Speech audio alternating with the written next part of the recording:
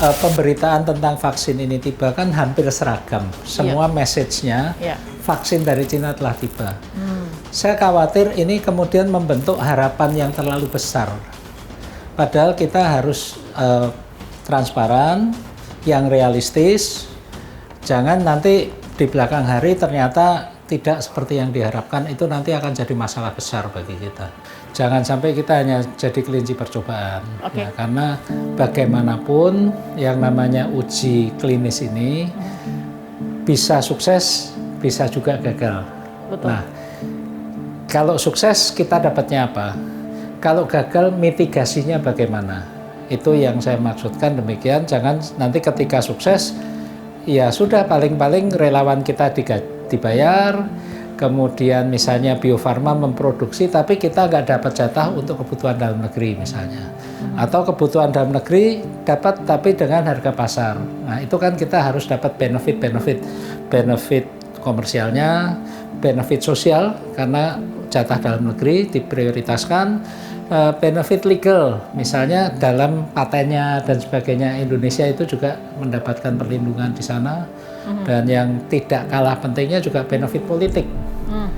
Ketika ini sukses dipasarkan untuk berbagai negara, kalau ada nama Indonesia, ini Indonesia kan punya prestasi internasional, ikut berkontribusi mengatasi pandemi COVID ini.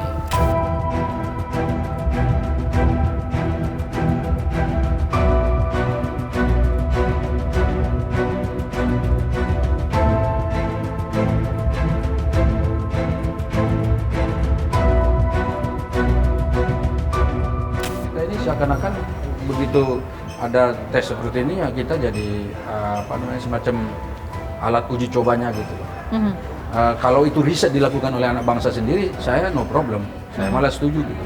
Tetapi kan kalau negara lain mungkin dicoba di sini, ya kayaknya aneh aja. Kan jumlah penduduk Cina jauh lebih banyak dari jumlah penduduk Indonesia. Tapi kan ada 3 negara lain tuh Bang yang ditunjuk, Brazil, Turki, itu kan juga Jadi kalau misalnya mau ditelusuri ya kenapa misalnya ke Indonesia dan negara-negara ini?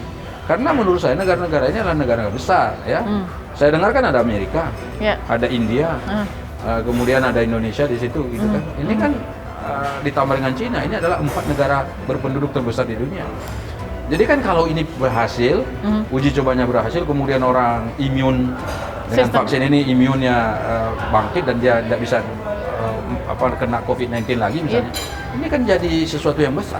Jadi penelitian ini jadi berharga, maka produksinya itu jadi bisa massal di negara-negara ini karena jumlah penduduknya kan berapa persen dari total penduduk dunia barangkali ada di 4 negara ini.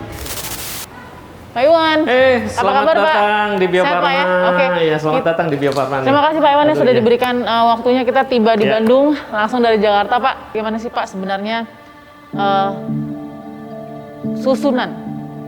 susunan proses pembuatan vaksin? Mungkin ada Pak, mungkin bisa jelasin agar kita juga boleh. Saya lihatkan displaynya ya biar ada gambaran. Baik Pak.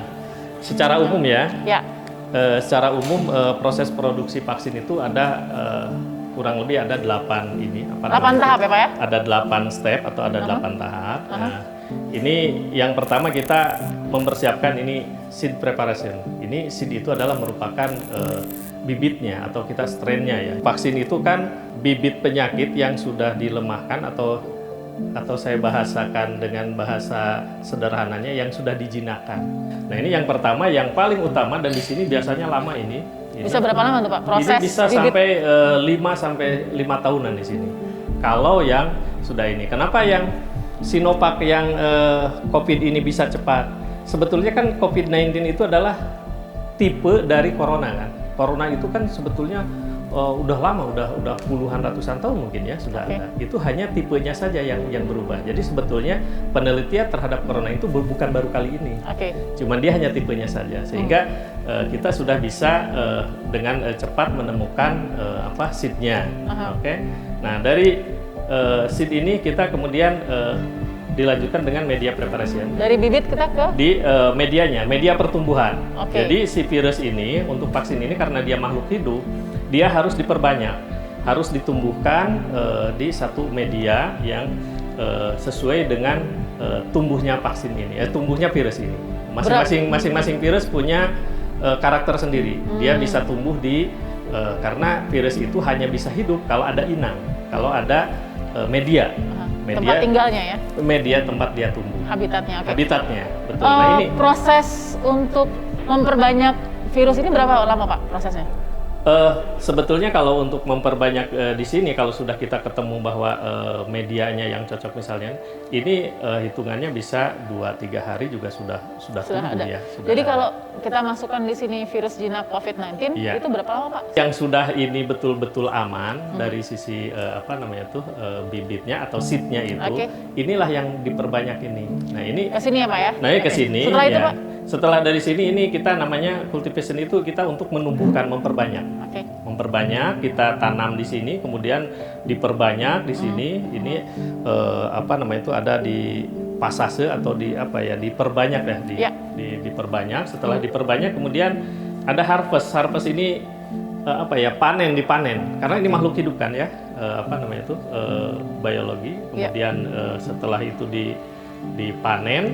Setelah dipanen kita dilakukan inaktivasi. Inaktivasi ini kita memastikan bahwa di sini zat-zat yang sudah tidak bermanfaat kita harus di remove ya.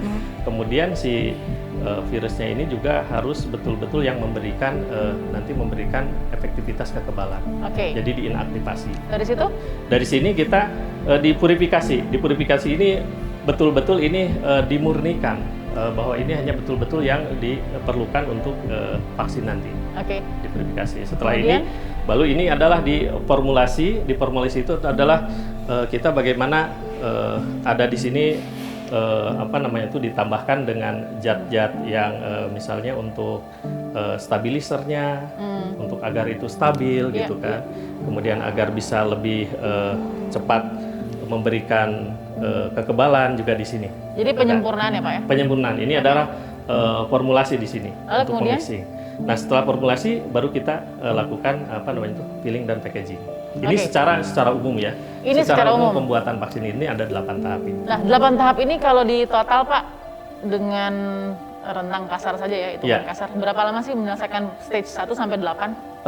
Rata-rata ini dari mulai inokulasi ya, dari mulai inokulasi dari di sinilah. Ini kan sudah tidak ada persiapan lagi ya. Artinya bibit sudah ada, media sudah ada dari sini-sini. Kurang lebih antara 3-4 bulan.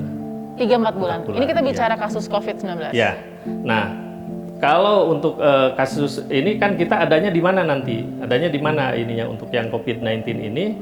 Kita kan mendatangkan dari sana kan mungkin sudah ada di sini, sudah dalam bentuk, sudah ada dalam bentuk balak, Jadi sudah mungkin ada di daerah sini lah ya. Jadi kita hanya formulasi dan packaging aja. Jadi saya bisa bilang nggak Pak? Kalau sederhananya sudah barang setengah jadi? Iya betul. Di sini? Di sini ya. Jadi vaksin setengah kita jadi. bukan dari awal dari sini. Tetapi karena kan kita yang mencarinya kan yang jangka pendek ya ininya. Jadi kita bukan dari awal sehingga kita cari yang betul-betul sudah ini, dan dari sisi teknologi dan dari sisi kesediaan ini kita setengah jadi betul. Setengah jadi. Jadi kalau saya bisa gambaran sederhana, PT Sinovac Biotechnology itu mulai dari bibit sampai ke setengah jadi. Iya. Lalu sisanya kita tinggal formulasi. Kita formulasi lagi, kita peeling lagi, packaging. Iya. Kalau dipresentasikan berapa nih Pak kerjasamanya? Mungkin 50-50 kali ya. 50-50. Iya. Kenapa bisa dikatakan seperti itu Pak? Kalau misalkan barang setengah jadi karena di sini formulasi ini juga ini sendiri ya.